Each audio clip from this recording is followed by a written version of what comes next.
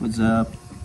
Unboxing sa ECU Pitts bike from Bohol, second hand na to na palit. So version 4 siya, Super Pro man siguro ni.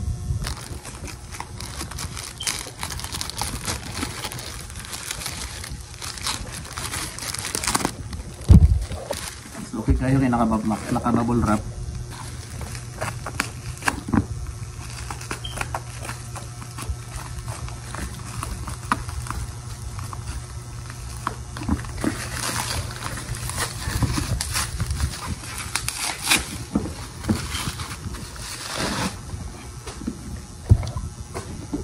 Alright, so this is it.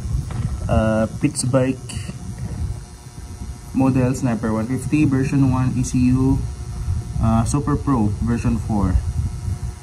Adjustable ECUs, which means fully programmable with box. Shoutout bro, Javier ba? O ba sa pagbasa sa iyong pangan? Shoutout. Sa ganan na nato napalit. Moment of truth. Di mabli. Sama di mabli. Tara. Let's go.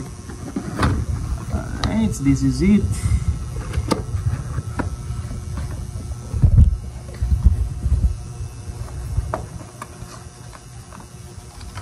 So we have here the wires. So kini nga wire, kung ako na sayop, kini ang wire nga ipansak nimo sa laptop para maka-set up ka dito sa software. So speaking of software, na siya free nga software with mini CD. This one. So you need to install this one to your laptop. So mas maayo kung naamoy tawagan na sa inyong laptop na napamoy CD-ROM or DVD-CD nga kasaksakan na ning tape para ma-install niyo ang software. Balik sa nato dere. And the second one is the adjustable, the mode of your ECU. So Pitts bike has 4 modes. After 4 modes ang Pitts bike and different mapping. So pwede ka magbutang dito bisagon sa nga klase nga mapping kung sa imong ganahan. Backfire, pang waswas, pang chill ride, pang long ride. So depende na lang na nimo kung unsa imong ipa-tune sa tuner.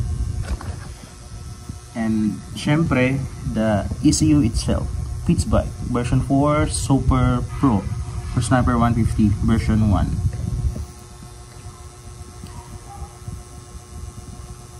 Okay, so that's it.